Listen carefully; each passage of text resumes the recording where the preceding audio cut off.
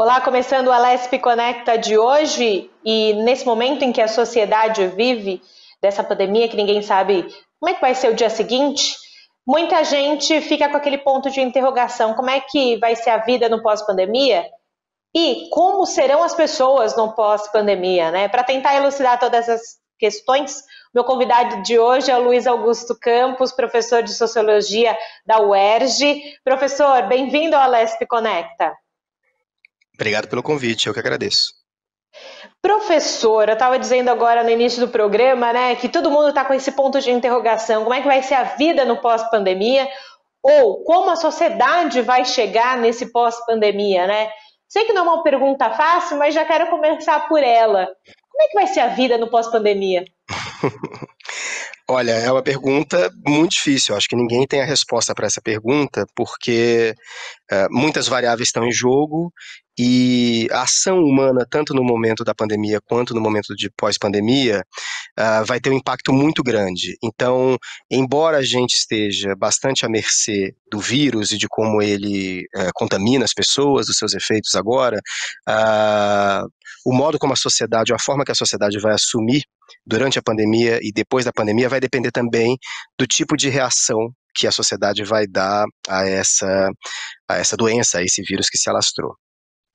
Agora, professora, a gente sabe que o lá na frente, que a gente não consegue precisar, vai depender muito do agora. Hoje, pensando em sociedade, como é que a sociedade tem reagido a essa pandemia? Claro, com as suas variáveis, mas não no sentido só do medo de não entender como o vírus vai se propagar, mas de saber como que vai ser a vida mesmo daqui para frente em todos os seus aspectos, porque todos os aspectos da sociedade foram impactados, né? Eu acho assim,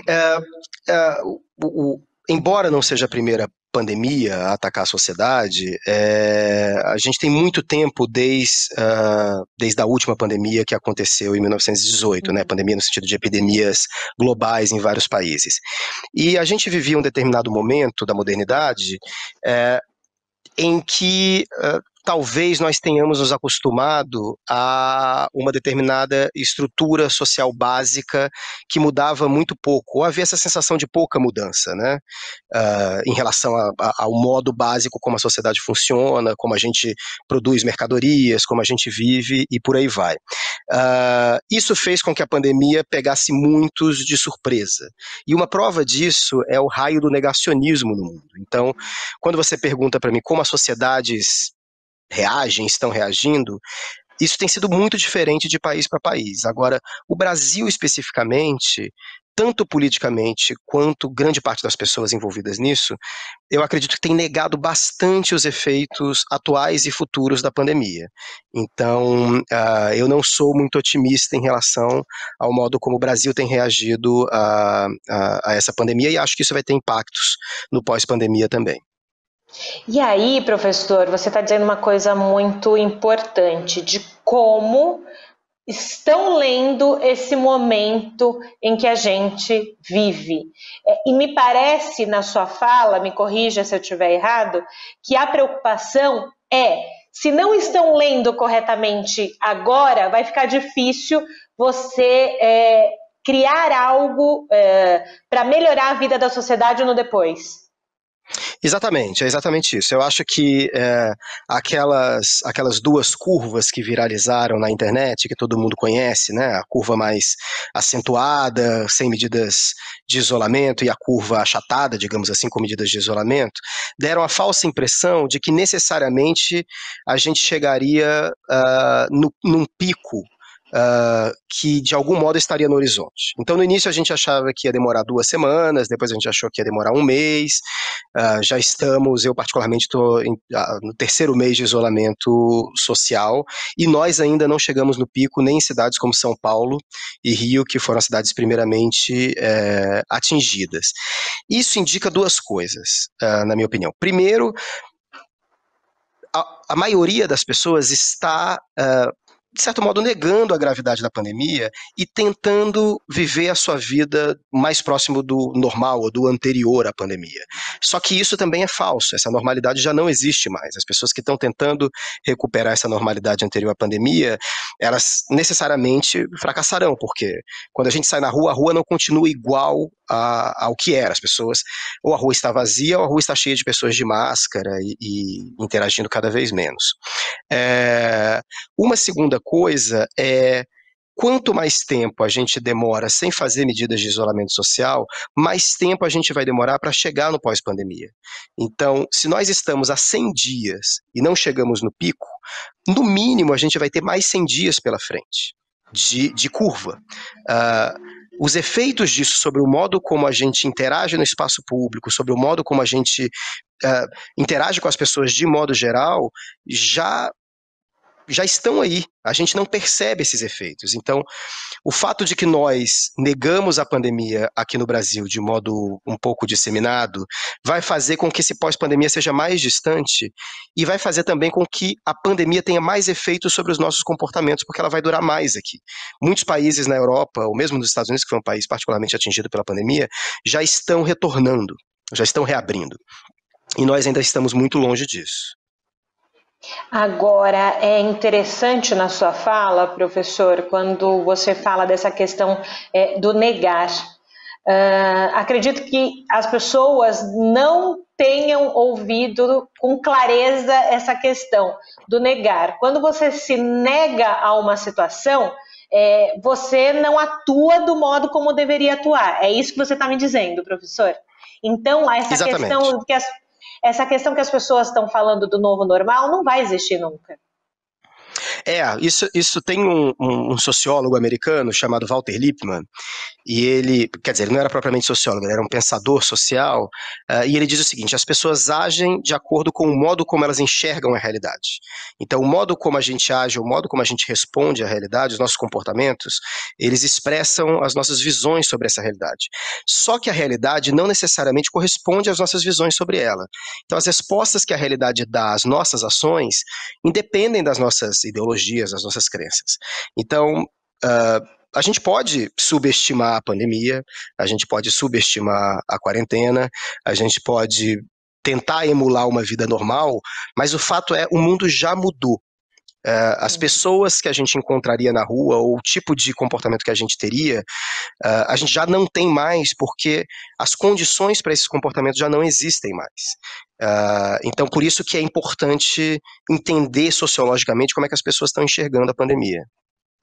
E dentro disso, eu já aproveito o gancho, o senhor como especialista, e é por isso que nós gostaríamos nesse momento de ouvir um sociólogo, justamente por isso, para que tentar entender nas entrelinhas, não só aquilo que está sendo dito, né? E o senhor falou, o mundo já está diferente, e talvez as pessoas, não só aqui no Brasil, tá? Estou dizendo no mundo todo, estavam acostumados com um tipo de relação interpessoal, vai ter que mudar, já sabe que mudou, mas não aceita que isso mudou.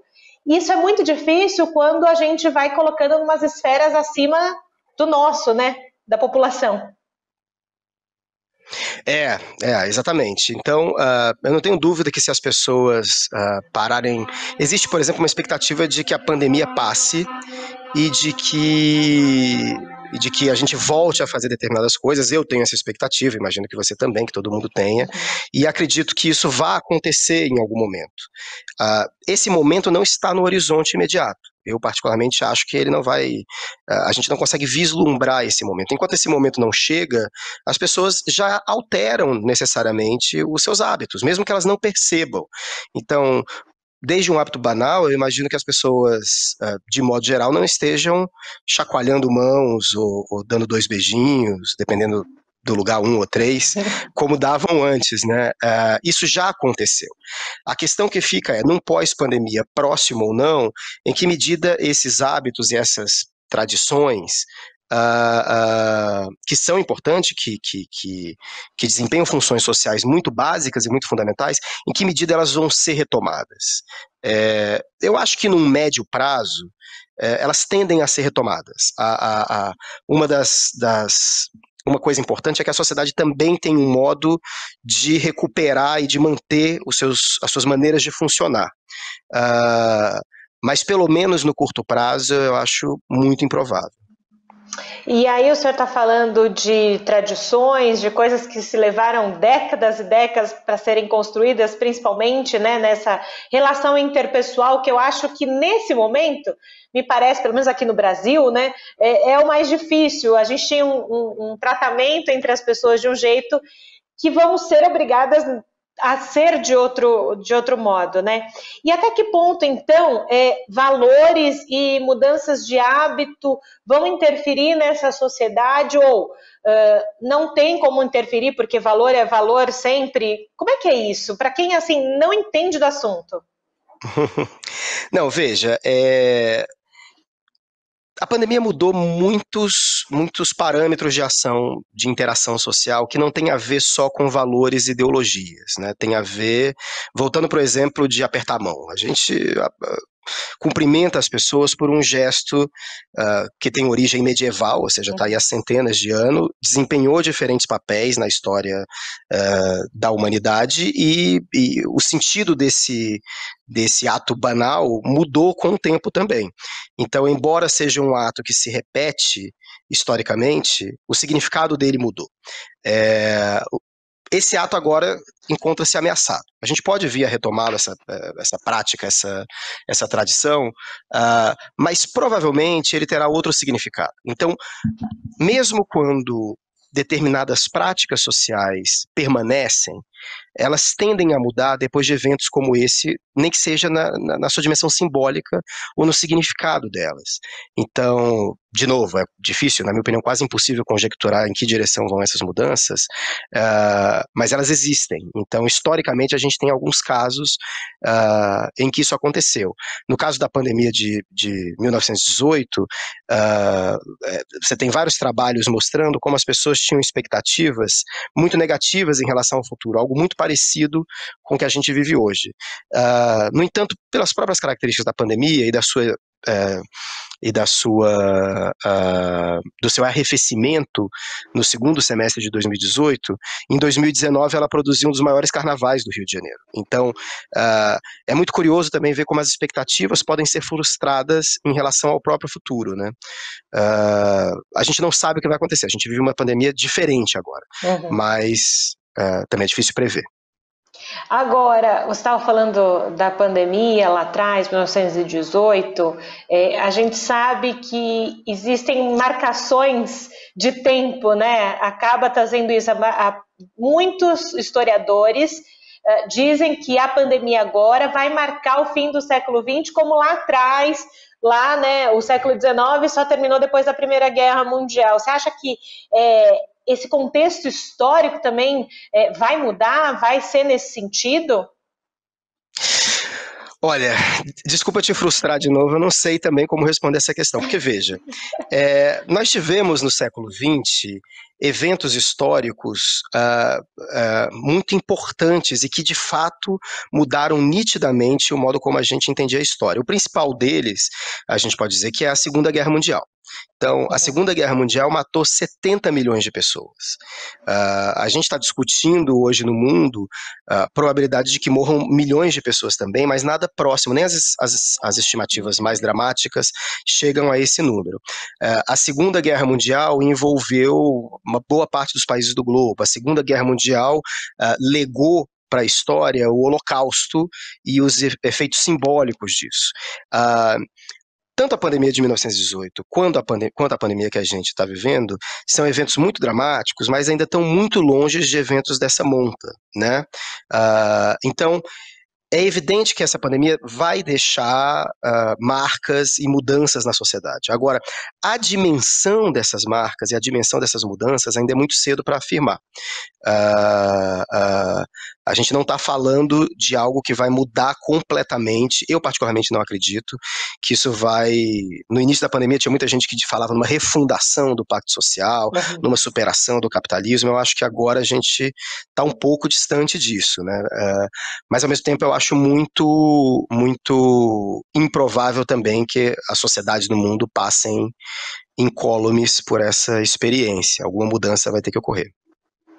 E o senhor não me frustrou nada, não. É importante a gente perguntar e ter a resposta de quem entende, estuda sociedade, deixando, aportuguesando aí, né, o termo sociologia, até porque a gente precisa entender que quem está assistindo, vendo a gente, não é especialista no tema e está aqui assistindo justamente para entender um pouquinho desse momento, e por isso que é importante ter o senhor aqui para conversar e abrir um pouco a mente da população no sentido do que esperar, né, lá para frente.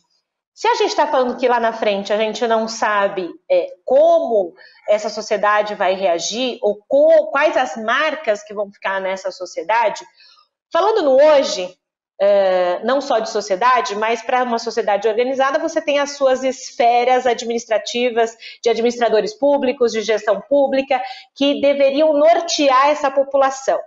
Eu queria a sua opinião sobre isso. Nesse momento, qual que é a função do Estado, eu digo não Estado geograficamente falando, né, dos governos, claro, justamente nessa condução de entendimento da população? Bom, eu acho que a gente chegou num lugar onde a gente pode já detectar algumas tendências. Uma avaliação disseminada sobre o momento da pandemia é um certo recentramento do Estado e das suas funções sociais, isso independentemente dos países. Então, a gente via num processo que começa ali na década de 70, 80, tem diferentes idas e vindas, mas se aprofunda, que é o fortalecimento cada vez maior de um discurso anti-estatista, ou seja, grupos políticos que cada vez mais passam a defender de que o Estado influencie menos na economia, de que o Estado tenha menos participação na vida das pessoas, o que a gente coloca sobre um rótulo muito genérico, que seria o neoliberalismo, né, essa palavra que eu acho que todo mundo já deve ter ouvido. O que a pandemia, de certo modo, coloca é a invariável necessidade de um Estado atuante para lidar com momentos de desorganização das nossas expectativas ou momentos, para colocar em termos mais comuns, momentos de caos, assim, momentos de desordem. Agora, se o Estado passa a ser mais demandado, uma questão é a gente saber como os Estados vão responder. E aí, no mundo inteiro, os estados deram diferentes respostas. E essas diferentes respostas acompanharam muito pouco, ou não totalmente, características próprias desses estados.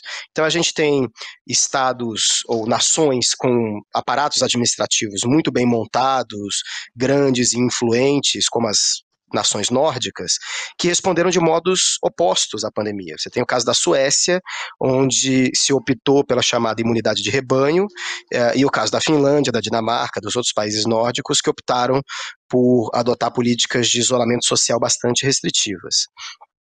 No caso do Brasil, as respostas administrativas, na minha opinião, foram as piores possíveis. Os estados, e aí falando também de estados no sentido de unidade da federação, mas falando de modo geral do estado, tendeu a fazer políticas de isolamento social no início da pandemia, políticas que hoje a gente vê tiveram até um relativo sucesso. Essas políticas de isolamento social foram abandonadas muito rapidamente, em cerca de 1, 2 semanas, em alguns lugares 1 mês. Isso teve como efeito, a rigor, um adiamento da nossa curva. Então, a nossa curva começou a crescer depois. Então, ao invés de prevenir o crescimento da curva, que era o objetivo dessas medidas, ou seja, de achatar a curva antes que ela crescesse muito, a gente acabou adiando o crescimento da curva porque as políticas de isolamento foram muito breves. E aí, hoje, a gente, em relação a tempo de pandemia, ou seja, em relação ao primeiro caso de coronavírus e agora, nós somos um dos países do mundo que está há mais tempo convivendo com isso e ainda vai ficar muito tempo.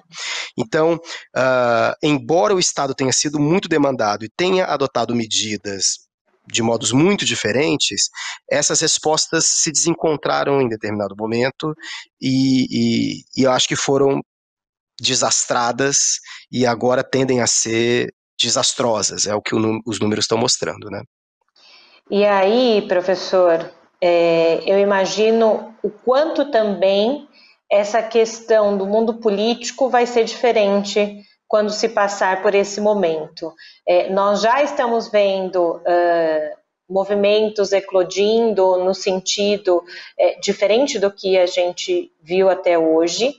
E eu gostaria que o senhor, de algum modo, de um modo um pouco mais popular, vamos dizer assim, para que as pessoas entendam, o quanto essa questão política pode impactar no desenvolvimento da nossa sociedade, eu digo Brasil aqui, né? Porque a gente está aqui.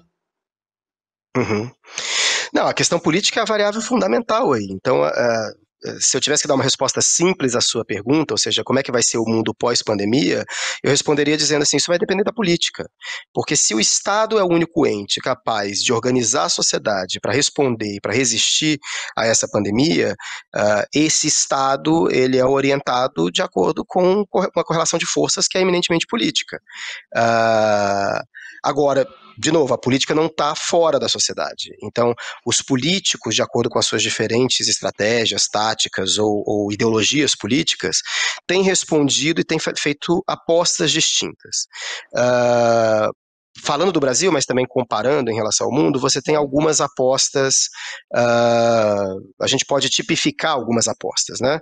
Uma aposta é a aposta, digamos assim,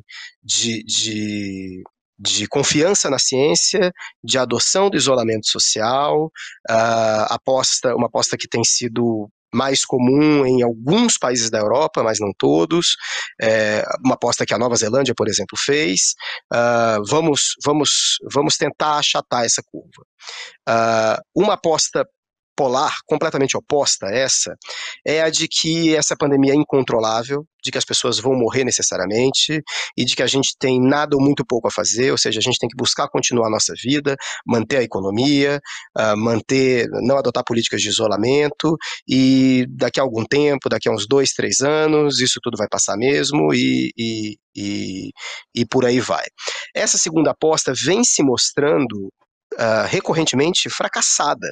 A curva só cresce, os números de mortos sobem intensamente, o sistema de saúde está à beira do colapso e nenhum sinal de que a gente vai sair dessa pandemia. Então, muitas pessoas que acreditam nessa aposta, que falam assim, olha, não tem jeito, a gente não tem como fechar, tem que trabalhar, etc., não estão percebendo duas coisas. Primeiro, que o fim da pandemia não está no horizonte. Então, às vezes você conversa com alguma ou outra pessoa e elas dizem assim,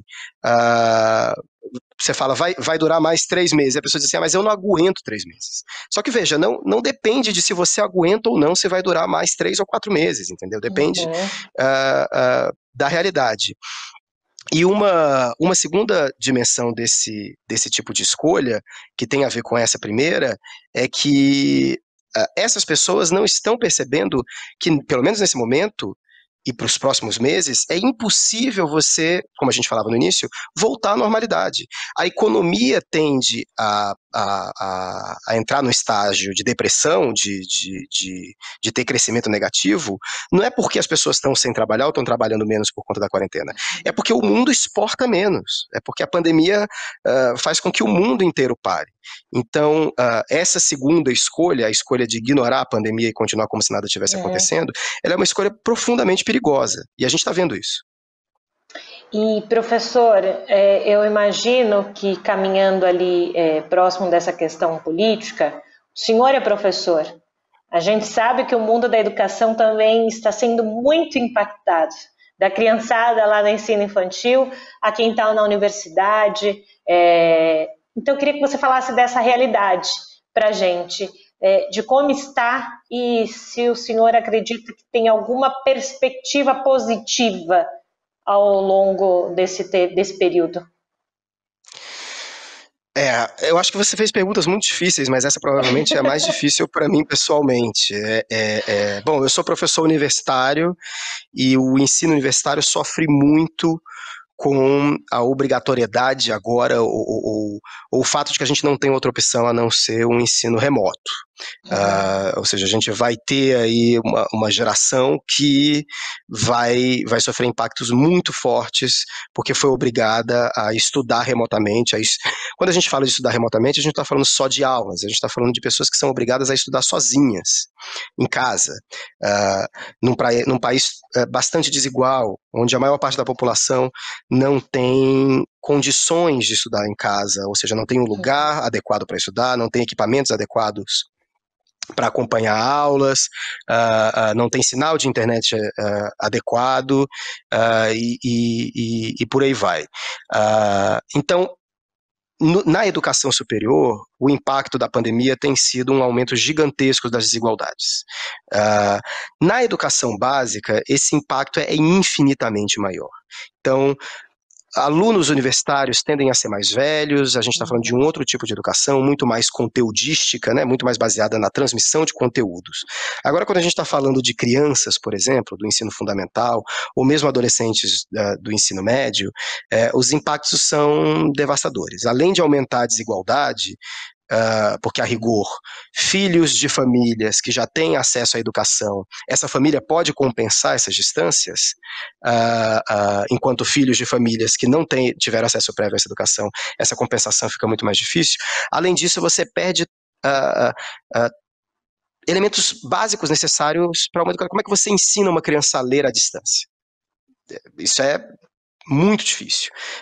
E, em segundo lugar, você perde uma dimensão cívica e pública da escola como um espaço, no caso da maioria das crianças, como o primeiro espaço de convívio com estranhos, com pessoas que não são familiares e às quais você deve respeito porque elas são familiares. Então, o coleguinha de colégio, ou a professora, ou o professor, são muito mais do que colegas e professores. São pessoas que te treinam para o convívio social e público. Implicitamente. A gente tem perdido isso. E quanto mais tempo durar a pandemia, mais tempo esses estudantes vão ficar sem isso.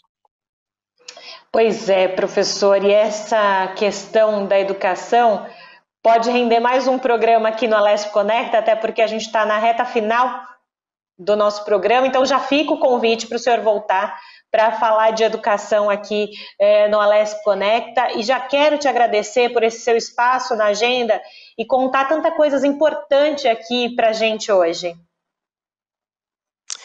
Olha, eu que agradeço e fico disponível para qualquer convite que vocês fizerem. Muito obrigado. Perfeito. Obrigada, professor Luiz. Esse foi o Alesp Conecta de hoje, debatendo temas da atualidade. Quer rever esse e toda a programação da Rede Alesp? É fácil. Corre lá no YouTube da Assembleia Legislativa de São Paulo e veja toda a programação. Valeu, eu fico por aqui. Tchau.